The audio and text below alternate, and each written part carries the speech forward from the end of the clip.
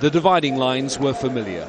Those most vocally in favour of the resolution, Western and Arab nations, including Qatar, the country that drafted the text. The resolution condemns the Syrian government on 2 points: the use of heavy weapons in civilian areas and what it calls systematic violations of human rights. It expresses concern that the Assad government is using chemical weapons and calls for free access for UN investigators. And it pushes for a Syrian-led political transition with the Syrian National Coalition as the representatives of the Syrian people. The US making it clear this resolution in no way affects its agreement with Russia to hold a new international peace conference in the next month. In our view, the resolution before you is consistent with this latest initiative. Adopting this resolution will send a clear message that the political solution we all seek is the best way to end the suffering of the people of Syria.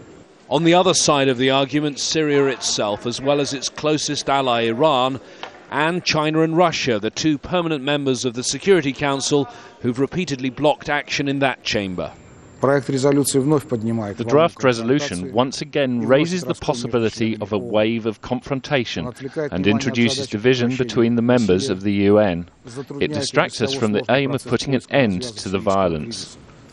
As the debate continued, some countries, including South Africa, which supported a previous resolution in the General Assembly last summer, made it clear they had a very different view now. Their unease perhaps explained by all the savagery on the ground in Syria and the growing influence of al-Qaeda among some opposition fighting groups.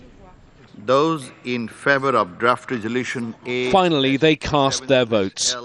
The resolution carries no legal force, but it's an important snapshot of the views of the countries of the world on Syria. It passed with 107 votes. That's a much smaller margin than the 133 when the last resolution passed in August last year. James Bays, Al Jazeera, at the United Nations.